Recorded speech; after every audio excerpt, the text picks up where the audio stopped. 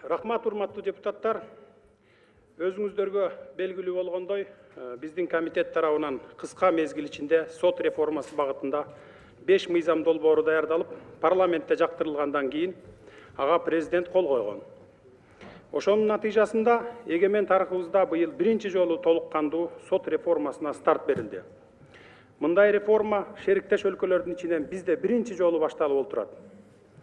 Сиздер менен бирге мыйзам талап кылгандай кезексиз сессияга чогулуп, сотторду тандоо кеңешин бекиттик. Андан соң Жогорку соттун жана Конституциялык палатанын мүчөлөрүн шайлоого аракет жасадык. Бул аракетибизден кандай жыйынтык чыккандыгын бардыгыңыздар жакшы билесиздер. 15 августка белгиленген кезексиз сессия иш жүзүндө үзгүлтүккө учурады.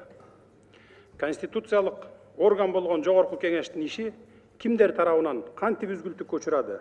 15 августта күтүүсүз жерден эле Жогорку кеңештин алдында атайы уюштурулган топтогу элдин каршылыгы пайда болгону баарыбызга, айрыкча мага табышмак болгон. Бирок арадан бир аз убакыт өткөн соң бардыгы түшүнүктүү болду. Жана бул аракеттер ак кара сыяктуу аныкталды. Кыргыз эли шибегени капка ката албайсың деп коет. Ошол күнкү сессиядан кийин мен бул митингдин катышуучулары менен бирме бир жолугушуп, бир топ кызык маалыматтарды алдым. Көрсө 6-7 апрелдеги окуялардын активдүү катышуучуларын таластан президенттик аппарат атайын чакыртышыптыр. Шылтоосу парламент ыңкылаптын катышуучуларынын жеңилдик бере турган статусун мыйзамдаштыргандан баш тартып, ал аз келгенсип экс-министр Бакыт Калиевди абактан бошотуу максатында сотторго кысым көрсөтүп жатыптырбыз. Мына ушундай жалган маалыматка алданып калышканын митингке келгендер айтып беришти. Элдин санын көбөйтүү үчүн Лев Толстой көчөсүндөгү эмгек биржасынан бир топ адамды, ага кошумча бюджет кызматкерлерин чыгарышкан. Таластан келген азаматтар кимдир бирөөлөр аларды арам саясий максатында пайдаланып жатышканын кеч түшүнүшүп, абдан нааразы болушту. Данияр Тербишалиев коллегабыз бул нааразылыкты жабуу максатында Дасмия ресторанында 70ке чукул кишиге сый тамак уюштуруп, ал жерде жеке өзү болгон.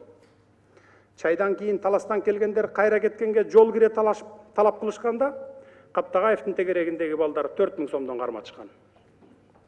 Жашырган эмне? Бул спектакль толук бойдон президенттик аппарат жетекчиси Эмилбек Каптагаев тарабынан түздөн түз уюштурулган. Муну далилдей турган күбөлөр, фактылар толук жетиштүү.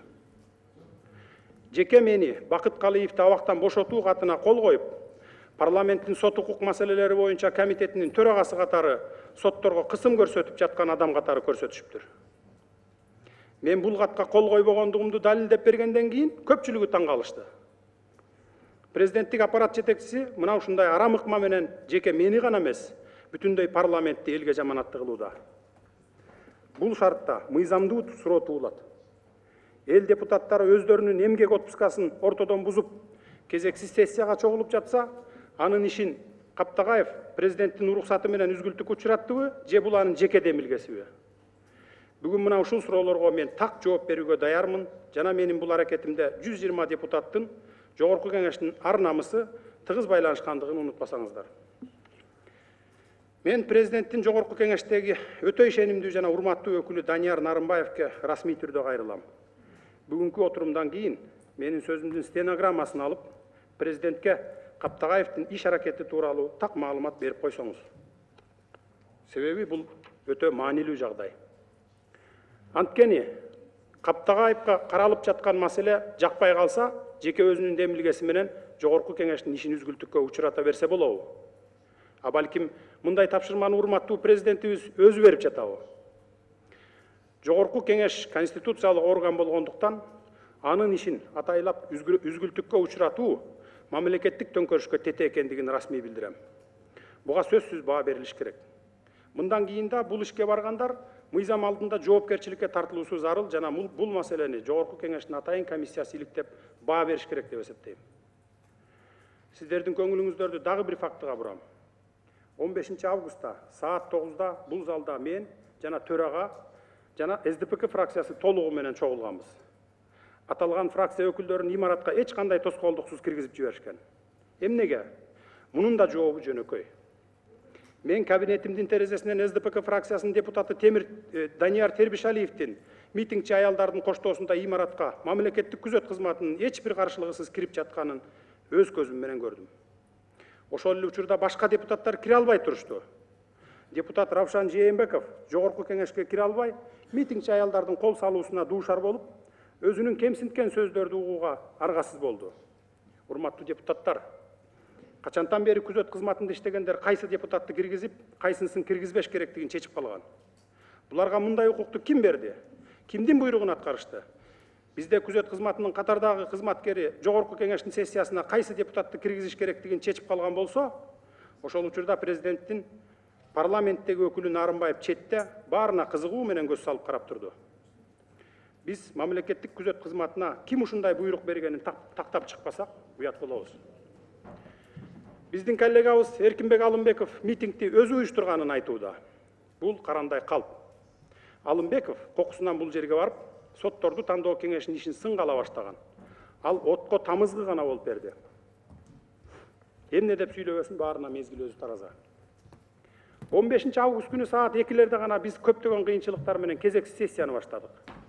Мени сотторду тандоо кеңешинин ишин толугу менен жетектеп, кимдин судья болорун жалгыз чечип жатканымды айтышты. Биздин фракциядан кеңеште 2 гана мүчөсү бар болсо, анын ишин мен кантип жалгыз башкарам? Кеңештин 6 мүчөсүн СДПК жана Республика фракциясы жылдырышты. Дагы 8 мүчөнү оппозициялык Ар намыс жана Ата мекен фракциялары киргизишти. Дагы 8 адамды президентке караштуу судьялар кеңеши көрсөткөн. Мага да сотторду тандоо кеңешинин айрым мүчөлөрү, президенттик аппараттын кызматкерлери, жогорку сотко жана Конституциялык палатага талапкерлерден судьялык өткөзүү үчүн пара алып жатышканы тууралуу ушактар жетип жатат. Жеке менин бул жагынан алып караганда, Кудай алдында, элибиздин алдында абийирим таза. А эгер кимдир бирөөлөр пара алып жаткан болсо, жаратканыбыз өзү жазалап, аны энесинин ак сүтү урсун. Урматтуу депутаттар, адам болгондон кийин болот экен бардык жерде. Мындан бир болжол менен 3 ай мурун каникулга кете элек мезгилибиз. Мага бир 2006-жылы мен депутат болуп турганда өткөн бир сот бар эле. Ошо бойдон мен ал сотту көргөн жок элем. Кабинетиме келип, конвертке салып, $10.000 берди да, сунду. Мен ошол эле ордумда калайын, ушуга чай ичип коюңуз, ошо жардам бериңиз деп. Мен аны кууп чыктым кабинеттен. Кууп чыгып атканда, Ата мекен фракциясынан азыр атын Равшан Сабиров кирип калды. Ал чочуп эмне болду, тынччылык элеби дегенден тынччылык эле деп экөөбүз кофе ичип отуруп, мен айтып калдым, бул сот болуп иштейт бир жерде. 2006-жылы мен жардам берип өткөздүм эле. Конвертке салып алып $10.000 көтөрүп келип туруп кубалап чыгып атам десем, күлүп калды. Элдин баары акча сурайт, ап кел акча бер деп. А сен ап келген акчаны кууган кандайсың деп. Мен ошондо айттым ошол депутатка, коллегама. Равшан, бул жерде соттор акча бербей таза өтүп барып, кайра элден акча албай иштесин. Мына сот реформасынын негизи ушул деп айттым. Өзүнөн сурап алсаңыздар болот. Судьяларды тандоо иши кандай жүргөнүн бүт эл билет. Мен президенттик аппараттын бул телешоусуна катышкан судьялыкка талапкерлер менен жолуктум. Атайын чакырып, шылдың кылышканына баары капа. Айткылачы, мындай укугаларга кайсыл мыйзам менен берилген? Президент өзү баш болуп, билгенин жасап, саясий шоуго кирип жатканын карапайым эл деле жакшы түшүндү. Ошондуктан бүгүн эл мыйзамдуу суроолорду коюшууда. Эмне үчүн аларды атайын бүт кыргыз элинин көзүнчө шылдыңдашты? Мисалы, эгерде талапкер 10 суроонун 9-уна туура жооп берип, бирөөнөн такалып калса, дал ошол жерин кескилеп, теледен көрсөтүп жатышканын айтышууда. Бул эми президент менен анын командасынын кыла турган ишиби? Мынчалык пастыкка баруунун эмне кереги бар эле? Муну бүтүндөй сот системасынын коомчулуктун көзүнчө атайлап жаманаттуу кылуу аракети катары баалайм. Бул сот реформасын үзгүлтүккө учуратуунун камында жасалган иш аракет. Баарынан да президенттин жогорку кеңештеги өкүлү Данияр Нарымбаевдин бул акцияга ынтызарлык менен жан аракетке түшкөнү көрүнүп турат. Анын себеби соттор кеңешинин Нарымбаевдин аялын судьянын кадыр баркына шек келтирген иш аракети үчүн кызматтан алуу туурасында президентке сунуштама жөнөткөнүндө болуп жүрбөсүн. Сөз болуп жаткан телешоуго 10 күн калганда президент Нарымбаевдин аялын кызматтан четтетүү буйругуна кол койбоду беле. Мен Нарымбаевдин өзүнөн сурагым келет. Сиздин бул жагдайды эске алганда судьяларга суроо берүүгө моралдык укугуңуз бар беле? Эмнеге сиз президентке моралдык жана этикалык жактан алып караганда судьяларга суроо салганыңыз туура эмес болуп каларын түшүндүргөн жоксуз? Мына сиз Данияр Ильич, судьялардан Конституциянын кайсы беренесинде эмне жазылганы тууралуу сурадыңыз? Жеке өзүңүз Конституциянын кайсы беренесинде эмне жазылганын так айта аласызбы? Мисалы өзүңүз кошо жазышкан, жазып катышып кабыл алышкан бүгүнкү Конституциянын 52 статьясы эмне деп турат, айтыңызчы? Канча пункттан турат, айтыңызчы? Көрдүңүзбү, айта албайсыз. Мен Өзбекстандын Конституциясын сурабай эле коеюн. Урматтуу депутаттар, мен президенттин анын командасынын телеэфир аркылуу судьяларды бүт элге шылдың кылгандыгын өтө ыплас саясий интрига катары эсептейм. Анын түпкү максаты өздөрүнүн арам иштеринде колдонууга болбогон судьяларды тизеден чабуу болгон. Бул демилгени ишке ашыруу үчүн Роза Исаковна билдиргендей, президент, анын командасы атайы комиссияга 40 адамды чогултуп, талапкерлердин Конституцияны жана башка мыйзамдарды, чет мамлекеттердин сот өндүрүшүнө байланыштуу тажрыйбасын канчалык деңгээлде билерине баа бергилери келген. Урматтуу депутаттар, мага президент, анын аппараты эски Бакиевдик Конституция менен жашап жаткандай туюлуп жатат. Кыргыз Республикасынын Конституциясынын жаңы вариантында 64-чү беренеде президенттин укуктары жазылган. Бирок бул жерде президент судьялыкка талапкерлерге сынак уюштуруп, андан кулагандардын документтерин кайра соттор кеңешине кайтарып бере тургандыгы тууралуу бир да жобо жок. 11-чи пунктунда президент Конституцияда каралган башка да укуктарга ээ экендиги камтылган. Бул президенттин Конституцияда каралгандан артык баш укуктарга ээ эмес экендиги так билдирилип турбайбы? Судьялардын статусу жөнүндө конституциялык мыйзамда Жогорку сот жана Конституциялык палатанын судьялыгына талапкерлердин документтерин президенттин аппараты тарабынан кайтарып берүү жагы каралган эмес. Мына ушул жагдайларды эске ала турган болсок, президенттин иш аракетин бийликти узурпациялоо катары бааласак толук жарашат. А бул өтө оор кылмыштардын катарына кирет. Президент, анын командасы сотторду тандоо кеңеши сунуштаган 29 талапкердин 14-ün өтө көп убакыт кечиктирүү менен Жогорку кеңештин кароосуна жөнөттү. Калган 15 талапкердин документин соттор кеңешине ар кандай шылтоо менен кайтарышты. Мен президенттин бул багыттагы ишмердүүлүгүн сынга алгым келбейт. Бирок комитет төрагасы катары бул талапкерлерден баш тартуу себептерин иликтеп чыгып, күлкү келерлик таң калыштуу жагдайларга дуушар болдум. Булар сиздерге да, урматтуу депутаттар, кызыктуу болот деп ойлойм. Убакыттын тагдырына байланыштуу баш тартуу жагдайынан 5 мисал келтире кетейин. Судья Шерматовдун талапкерлиги Өзбекстандын сот өндүрүшүн билбегендиги үчүн өтпөптүр да. Таң калыштуу. Биз эмне жарандарыбызды Өзбекстандын мыйзамдарына ылайык соттойбузбу? Судья Абдрахманованы алалы. Телешоунун демилгечилери анын талапкерлигинен жакынкы жана алыскы чет мамлекеттердеги сот системасынын реформалоону жакшы билбегендигинин айынан баш тартышыптыр. Мен ойдон чыгарып жаткан жокмун, урматтуу депутаттар. Бардыгы мына президент кол койгон, өзү сотко жөнөткөн кагазында турат. Телешоуну уюштургандардын логикасына караганда Абдрахманова сот өндүрүшүн чет мамлекеттердеги сот реформасынын жыйынтыгына жараша жүргүзүшү керекпи? Бул акылга сыйбаган жорук. Судья Жамангуловага болсо, Жогорку соттун интернет сайтын дайым окуп турбаганына байланыштуу жок дешиптир. Бул судья өзү Жогорку соттун судьясы экен. Бул системаны экзамен алгандардан 10 эсе жакшы билет болуш керек деп ойлойм. Бул жагынан алып караганда сайтты окуу эмне кылат? Эгерде күндө өзү ошол кашада болуп атса, бул Жогорку кеңештин депутатын сен парламент радиосун дайыма укпагандыгың үчүн мандатыңан ажыратабыз деген менен барабар болуп жатпайбы? Судья Курманованын документтери эч себепсиз кайтарылган. Болгону Бишкек шаардык сотунда иштеши керектиги айтылыптыр. Бишкек шаардык сотуна барып иште дептир да.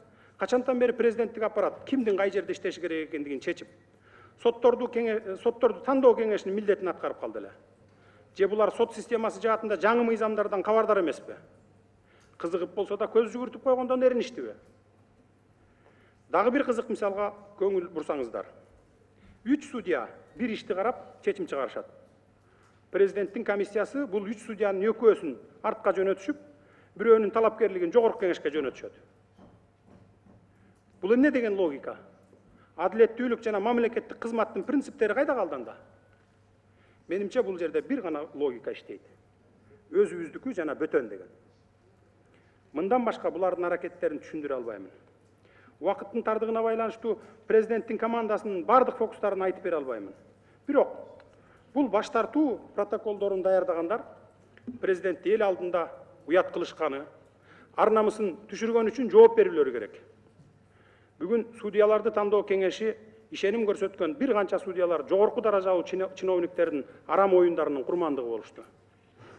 Мунун баары сотторду өз таасиринен чыгарбоого багытталган иш аракет болчу. Жаңы мыйзамдар боюнча соттор чындап эркин болушат. Бул бийликке жакпаган көрүнүш. Ошондуктан күчтөрүнүн жетишинче каршылык көрсөтүшүүдө. Кээ бир жерде алар активдүүлүктү бурмалап, адилеттүүлүктү бурмалап, мамлекеттик кызматтын зордук зомбулугун көрсөтүп келе жатышат. Биз эмне үчүн сот реформасын баштадык? Биз соттор бийликке, коррупцияга жана акчага көз каранды болбосун дедик. А бийлик болсо, сотторду дале болсо биз тандайбыз дейт. Эгер андай болсо, бул реформанын зарылдыгы барбы? Андыктан биз реформанын аягына чыгышыбыз керек. Кыргызстандын келечеги үчүн биз бул ишти бүткөрүүгө тийишпиз.